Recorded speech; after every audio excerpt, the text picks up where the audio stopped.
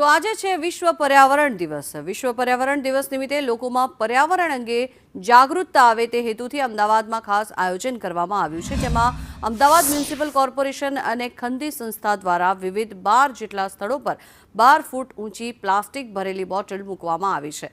પ્લાસ્ટિકની બોટલ પર્યાવરણ માટે કેટલી નુકસાનકારક છે તે લોકો સમજે અને નદી, તળાવ કે રોડ રસ્તા પર આ પ્લાસ્ટિકની બોટલો ન ફેંકે તે સંદેશો આપવા માટે આ કાર્ય કરવામાં આવ્યું છે।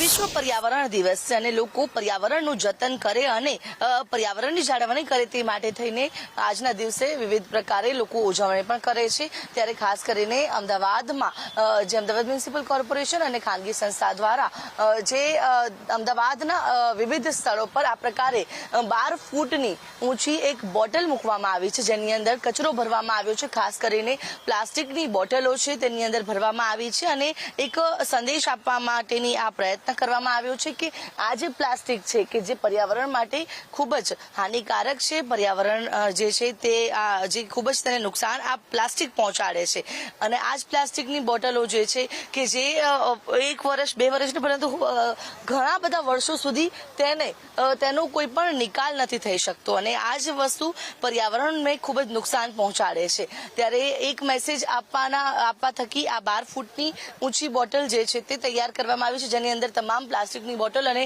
પ્લાસ્ટિક વેસ્ટ છે તે મૂકવામાં આવ્યો છે। અમદાવાદના ગુજરાત યુનિવર્સિટી વિસ્તાર હોય, વસ્ત્રાપુર લેક હોય અથવા તો રિવરફ્રન્ટ વિસ્તાર, અલગ અલગ વિસ્તાર પર આ પ્રકારની બોટલો મૂકીને તેની અંદર પ્લાસ્ટિકની બોટલ ભરીને એક પર્યાવરણના જતન માટેનો સંદેશ આપવા માટેનો પ્રયત્ન કરવામાં આવ્યો છે। કેમેરા પર્સન ઉપેન્દ્ર ત્રિવેદી સાથે આયુષી યાજ્ઞિક, સંદેશ ન્યૂઝ, અમદાવાદ।